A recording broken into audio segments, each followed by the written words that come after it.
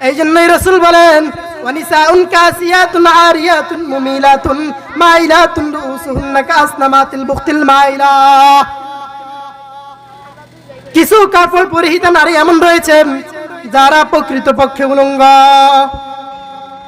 রাসূল বলেন সিনফানি মিন আহলিন নার, দুইটা দল হলো জাহান্নামী, দুইটা গোষ্ঠী হলো জাহান্নামী।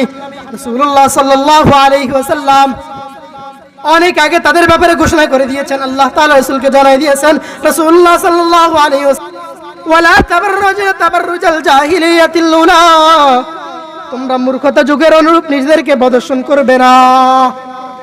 মূর্খতা যুগটা কেমন ছিল? আইয়ামে জাহিলিয়াতের যুগ, যাকে বলা হয় বর্বরতার যুগ, এত উত্তম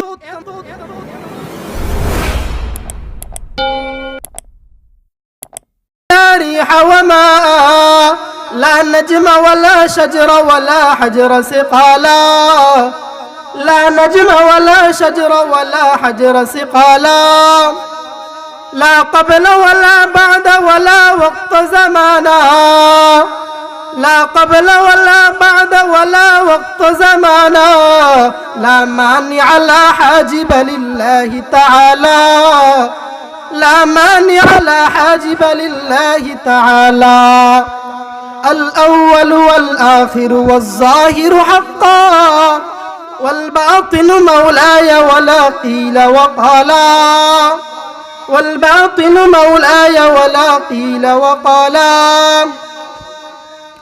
আলহামদুলিল্লাহ, আল্লাহ পাকের দরবারে লাখ কোটি শুকরিয়া যে মহান রব্বুল আলামিন আমাদেরকে এই ফিতনা ফাসাদের জামানায় জান্নাতের বাগানে দ্বীনি মাদ্রাসায়ে কওমিয়াতে আজকের এই মহিলা মাহফিল আসার এবং বসার তৌফিক দান করছেন।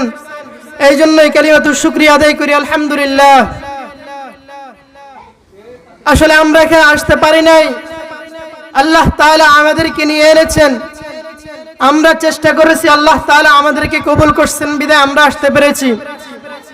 কারণ রাসূলুল্লাহ সাল্লাল্লাহু আলাইহি ওয়াসাল্লাম হাদিসের মধ্যে ইরশাদ করেন মান ইউরিদিল্লাহু বিহি খায়রান ইউফাক্কিহু ফিদ্দীন, আল্লাহ তাআলা যার ভালো চান, যার কল্যাণ চান, তাকে দ্বীনের সহিহ বুঝদান করেন। আল্লাহ তাআলা আমাদের ভালো চাইছেন, আমাদের কল্যাণ চাইছেন বিধায় আমাদেরকে দ্বীনি এই মাদ্রাসাতে আজকের মহিলা মাহফিল আসার এবং বসার তৌফিক দান করছেন। বলা হয়েছে যে ব্যক্তি আল্লাহ তাআলার দিকে, আল্লাহ তাআলার রহমতের দিকে, জান্নাতের দিকে